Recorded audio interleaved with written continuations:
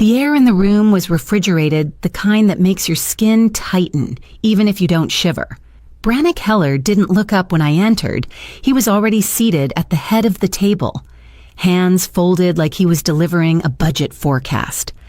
To his left was Cassandra from HR, still flipping through papers she wasn't really reading. On his right sat a man I'd never seen before, probably legal. No one greeted me. I closed the door behind me and walked to the seat opposite them. Brannick finally looked up, face blank. Dr. Thorne, he said, using my title like punctuation, not respect. Let's keep this brief. I didn't answer. I didn't nod. Your role has been reevaluated. With the final stage of the Red Helix design now complete, your position is considered redundant, effective immediately. He said it without pause, without a single word of thanks, like I was being peeled off the payroll by algorithm. Your exit packet will be sent to your personal email. Your access will be terminated at the top of the hour. The man from legal didn't speak at all. HR looked at me like she expected an outburst, but I'd rehearsed this moment in silence too many times to let them have a scene. I stood. Do you have anything to say? Brannick asked, too late and too flat. I gave a small shake of my head. No, I'm clear. Cassandra blinked, caught off guard. The legal man clicked his pen, but never wrote a thing. I turned and walked out without waiting for someone to escort me.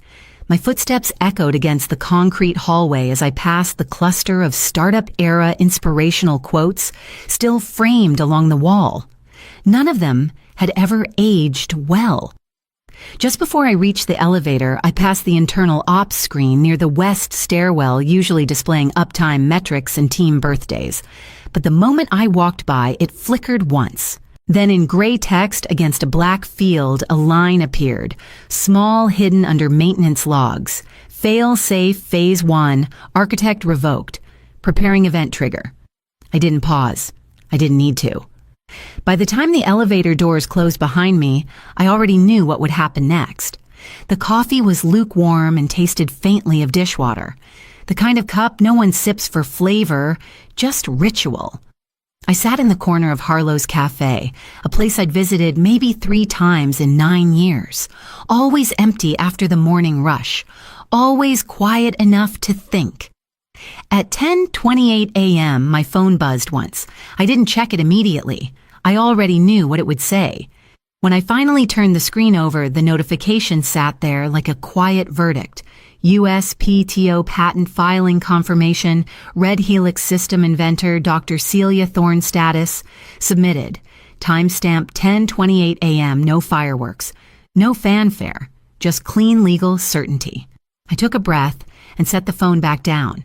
The protocol had worked exactly as designed. It had activated the moment my internal ID was revoked using 3 silent verifications, my deactivation timestamp, a signed declaration, and an encrypted key file embedded in the system's heartbeat. All autonomous, all invisible. They had believed I'd just walk out of that room and disappear. They'd never asked how Red Helix really functioned, never cared to. What mattered to them was presentation, not origin, delivery, not authorship.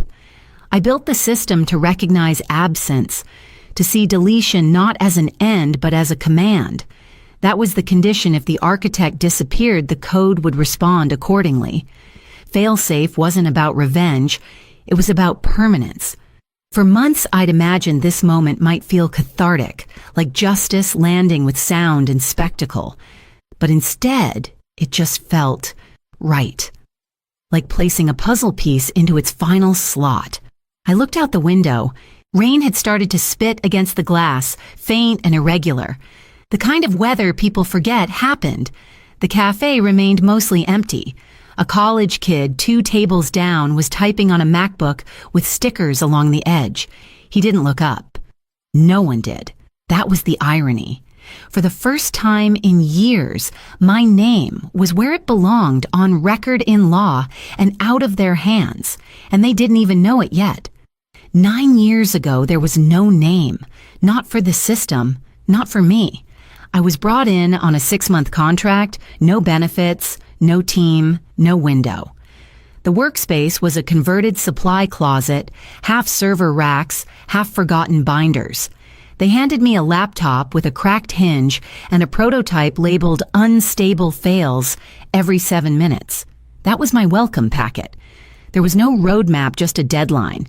Red Helix wasn't called that then. It didn't have a name because no one believed it would live long enough to earn one. But I did what I always did. I started anyway. I sketched system models on printer paper, taped them to the ceiling above the cot I sometimes slept on. I coded through weekends. I remember one night when I forgot to eat for 17 hours and only noticed because my hands started to shake on the keyboard. The first time the simulation ran past 30 minutes without crashing, no one was around. I sat alone staring at the blinking cursor, listening to the hum of fans and the soft churn of the algorithm stabilizing under pressure. I whispered to the screen, "You're not supposed to work yet." But it did. Year 2 brought budget. Year 3 brought staff.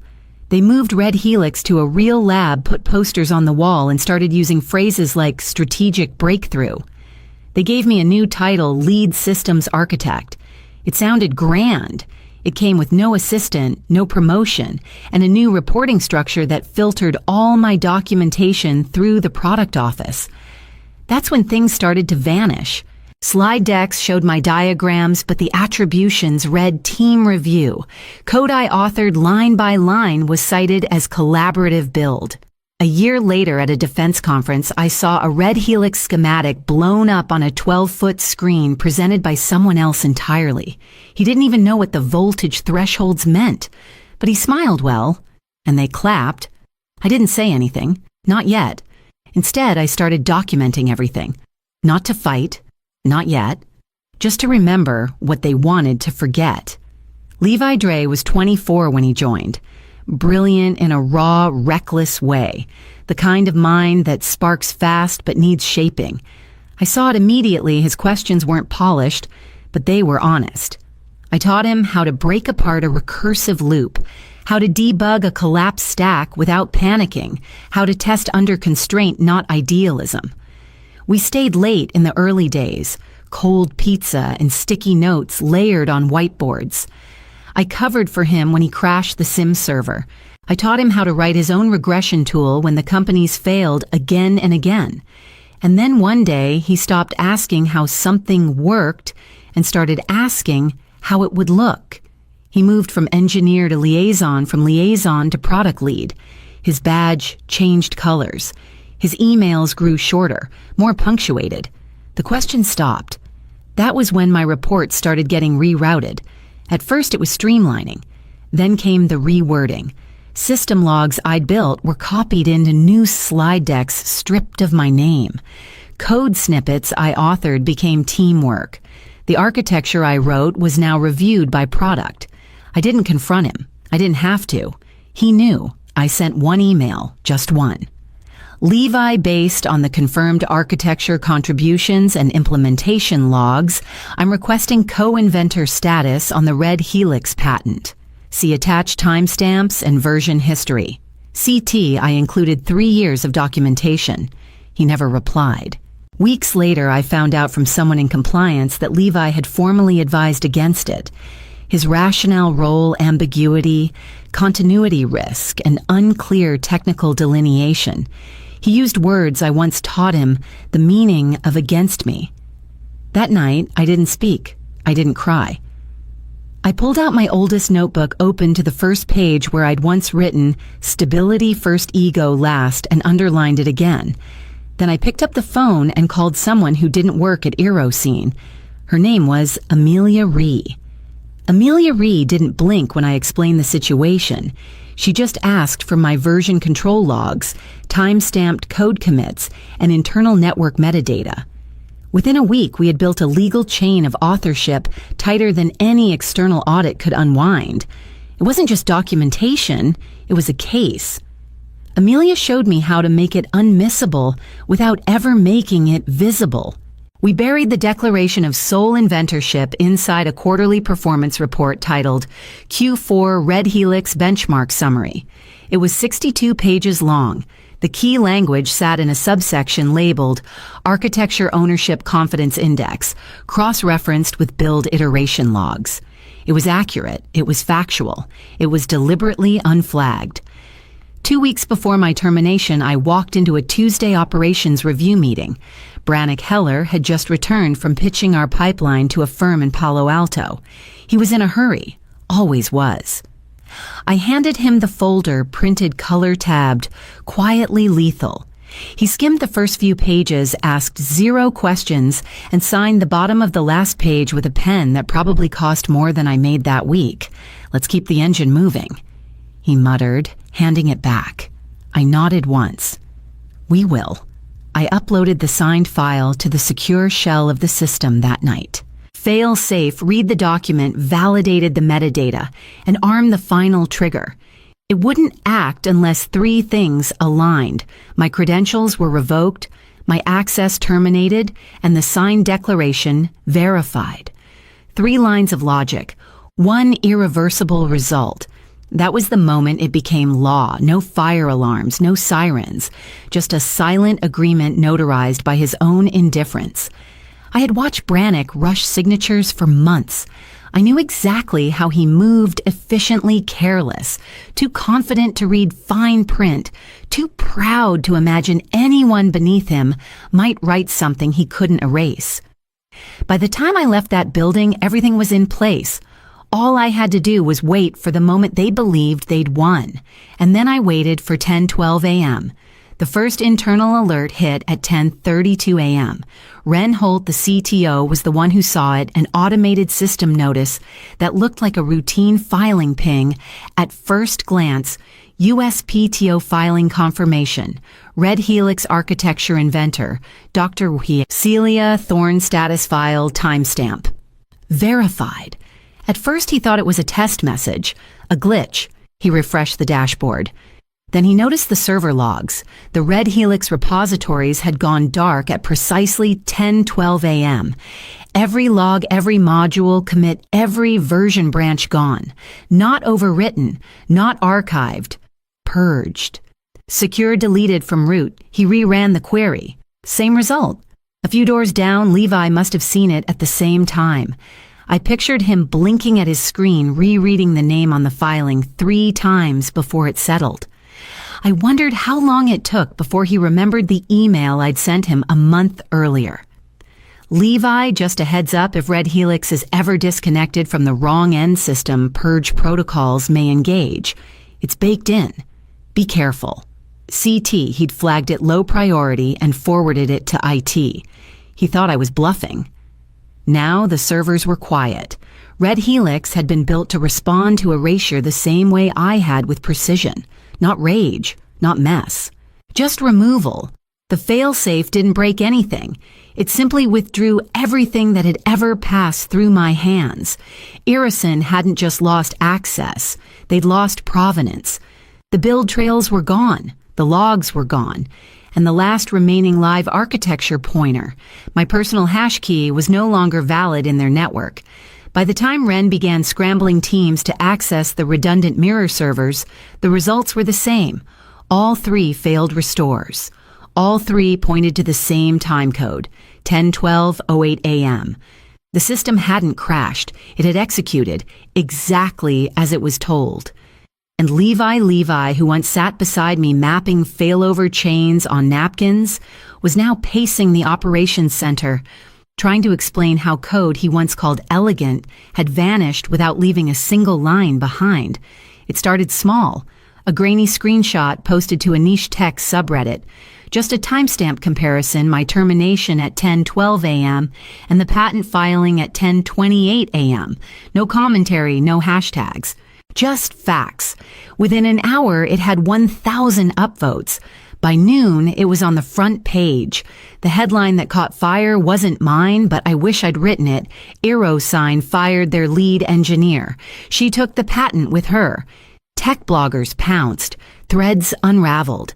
People dug up press releases, LinkedIn announcements, even old team photos from launch day parties. My name wasn't in a single one of them. That became part of the story, too. Hashtags trended. Justice for Celia, We remember her name. Red Helix, Wuzzers. Then came the broadcast. CNBC aired a live interview with Brannick Heller, trying to contain it. He wore the same tailored suit from the quarterly report photo, smiled like he'd practiced in a mirror. "We've always supported Dr. Thorne," he said. "She was a valuable contributor to Red Helix. This development is unexpected." He didn't blink enough. He said contributor, not architect, not inventor, contributor. 10 minutes later, the audio leaked. I hadn't even known someone had saved it, but there it was, my own termination. Brannick's voice clear-clipped, emotionless. "Your role is redundant. Effective immediately. No gratitude, no acknowledgement, just disposal." Someone spliced the audio clip with footage from the CNBC interview. Side-by-side contradiction. It spread faster than the original headline. TikTok edits YouTube breakdowns, Twitter threads with timestamps and receipts. By 4 p.m., one of AeroSign's second-tier investors issued a public statement. "We are evaluating our involvement with AeroSign Technologies pending internal review." More followed. I didn't post anything. I didn't answer the dozen interview requests flooding my inbox. I didn't speak. I didn't need to. The truth was, doing what they had never let me do take up space. And somewhere inside that building, I knew Brannick was realizing that the thing he'd always underestimated wasn't the code or the protocol or even the patent. It was the silence. The offer arrived just after midnight, tucked inside a sanitized email wrapped in too much legal polish to disguise its desperation. "We recognize the strategic value of the Red Helix system," it read, "and propose a mutually beneficial acquisition of patent rights in exchange for a direct payment of $8,000 subject to a 3-year exclusivity clause and competitive non-engagement." I read it twice. Not for the number, it wasn't nearly enough, but for the arrogance embedded in its structure. A buyback with strings from the very people who had insisted I had nothing left to offer. The clause was designed to silence me again, to cage the very thing they once discarded. I closed the message, then opened a reply window. "Thank you for your offer. I've considered it. It's not for sale. Not to you. Dr. Celia Thorne." I hit send. No attachments. No explanation. The next morning, the real messages started to arrive. Aqualex Systems sent a brief but clear proposal. No acquisition, no dilution. They wanted me to lead deployment, not license it away. A CTO position with full control, no creative interference, no corporate varnish. Kendall Corps reached out next. They'd been trying to modernize their energy distribution algorithms for years. Red Helix would jump them 5 years forward. They offered technical independence and a development wing built around my specs. Arvin Dynamics came last defense, R&D, private surgical. They didn't speak in vision statements. They just said, "We've read your logs. We want the architect, not just the code." I didn't say yes. Not yet. But I didn't say no either. Each of them had done something AeroSign never bothered with. They asked. And more importantly, they didn't ask to own what I built. They asked where I wanted to take it. I stood at the kitchen counter, phone in hand, the city outside still dark and unbothered. Then I opened my calendar and scheduled 3 calls for the next day, one with each of them, 30 minutes each. The legacy I'd built was no longer theirs to contain. I didn't schedule an appointment. I didn't need clearance. I walked straight through the front doors of AeroSign HQ the next morning, wearing the same coat I had on the day they fired me. The receptionist blinked when she saw me but didn't say a word. No one did. Maybe they assumed I was back for a legal meeting. Maybe they didn't know what to do with someone who no longer needed permission. I took the West Corridor past the same framed slogans they used to recite in meetings. Innovation is ownership. Progress is shared. I almost laughed. The engineering wing had gone quieter since I left. I passed the bullpen, the unused espresso machine, the whiteboard still smudged with unread equations. No one looked up. The lab door was unlocked. Inside, everything was almost exactly as I remembered. The overhead lights still buzzed faintly. The window vents still rattled when the air kicked on. And on the far wall, the one they called the Wall of Honor, the stainless steel nameplates still lined up in neat rows. All except one. Mine. The spot beneath Lead Systems Architect was blank, just 4 screw holes cleanly drilled, too precise to have been accidental. I stepped forward, reached into my coat pocket, and pulled out the nameplate they thought was gone. I had removed it myself the night they updated the org chart. Quietly, just like everything else I did. I aligned the corners, pressed it into place, and tightened each screw one by one. Click, click, click, click. When I stepped back, it was there again. Dr. Celia Thorne, not new, not reinstalled, just returned. Then I reached into my other pocket and pulled out a small silver USB drive, brand new, completely empty, and laid it on the central workstation table. Beside it, I placed a folded slip of paper. On it, in my own handwriting, were 6 words. Next time, read what you sign. No one followed me as I walked out. The light outside had shifted. The sun hit the marble floors like it was clearing space for something new. The contracts were signed within 10 days. 3 different companies, 3 distinct industries, 1 shared condition.